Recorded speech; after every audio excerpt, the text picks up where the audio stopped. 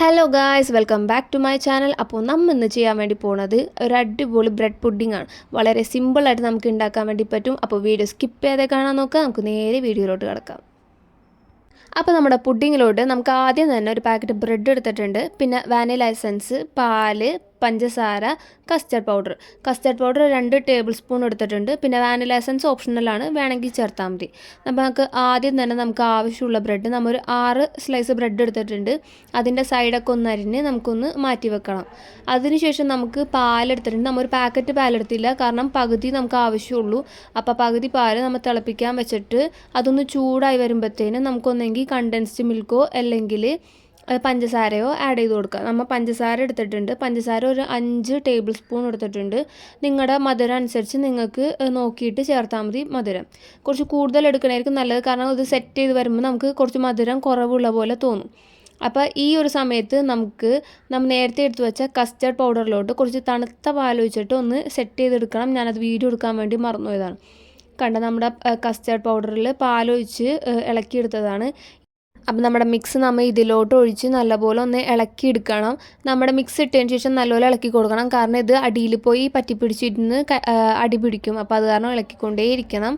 അതിനുശേഷം ഒരു 3-4 drop vanilla essence ഇട്ട് നല്ലപോലെ ഒന്ന് ഇളക്കി കൊടുക്കുക. ഇത് നമ്മുടെ കറക്റ്റ് ഒരു കൺസിസ്റ്റൻസി എത്തിയിട്ടുണ്ട്. ഈ കൺസിസ്റ്റൻസി ആകുമ്പോഴാണ് നമ്മുടെ സ്റ്റൗ ഓഫ് ചെയ്ത് നമുക്കിത് മാറ്റി വെക്കുക. ഇത് നമ്മുടെ സെറ്റായിട്ടുണ്ട്.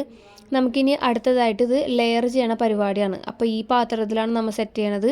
അപ്പോൾ നമുക്ക് ആദ്യം തന്നെ അടിയിൽ നമ്മുടെ ഫസ്റ്റ് ലെയറായിട്ട് ബ്രെഡ് സെറ്റ് ചെയ്ത് കൊടുക്കുക. അപ്പോൾ നമ്മുടെ ബ്രെഡ് നമ്മുടെ ആവശ്യത്തിന് ഫസ്റ്റ് ലെയറായിട്ട് സെറ്റ് ചെയ്തതിന് ശേഷം നമ്മുടെ ഇതിൻ്റെ പൊക്കത്ത് കസ്റ്റേർഡ് മിക്സാണ് ഒഴിച്ചു കൊടുക്കുന്നത്. വളരെ സിമ്പിളായിട്ട് നമുക്ക് ചെയ്തെടുക്കാൻ വേണ്ടി പറ്റുന്നതാണ്. പെട്ടെന്നൊരു ഡെസേർട്ട് ഓപ്ഷൻ നോക്കണമെങ്കിൽ എന്തായാലും ഇത് എല്ലാവർക്കും ഇഷ്ടപ്പെടും. ചെറിയ പിള്ളേർക്കാണെങ്കിലും അല്ലെങ്കിലും വലിയവർക്കും ഒരേപോലെ ഇഷ്ടപ്പെടുന്ന ഒരു റെസിപ്പിയാണ്.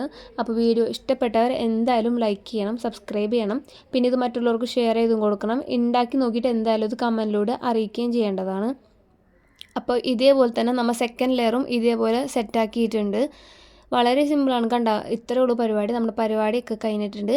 നമുക്കിനി ഇതിലോട്ട് ഗാർണിഷിങ്ങിലായിട്ട് ഒന്നെങ്കിൽ ഡ്രൈ ഫ്രൂട്ട്സോ അല്ലെങ്കിൽ നട്ട്സോ എന്ത് വേണമെങ്കിലും ഇട്ട് കൊടുക്കാം. ഞാനിതിലോട്ട് പൊക്കത്ത് ചെറുപഴം അരിഞ്ഞ് ആഡ് ചെയ്ത് കൊടുക്കുന്നുണ്ട്. നിങ്ങൾക്ക് ഇഷ്ടമുള്ള ഫ്രൂട്ട്സൊക്കെ ആഡ് ചെയ്ത് കൊടുക്കുക. അതിൻ്റെ പൊക്കത്ത് കുറച്ച് ചോക്ലേറ്റൊക്കെ ഞാൻ വിതറി കൊടുത്തിട്ടുണ്ട് ഒരു ഭംഗിക്ക്. അതിനുശേഷം ഒരു 3-4 മണിക്കൂർ ഇത് ഫ്രീസറിൽ വെച്ച് സെറ്റ് ചെയ്ത് തന്നെ നമുക്ക് നല്ല തണുത്ത നല്ല അടിപൊളി ഡെസേർട്ട് റെഡിയായി കിട്ടും. വളരെ സിമ്പിളായിട്ട് നമുക്ക് ഉണ്ടാക്കാൻ വേണ്ടി പറ്റുന്നതാണ്. എല്ലാവരും ഇഷ്ടപ്പെടുന്ന ഒരു റെസിപ്പി ആയിരിക്കും.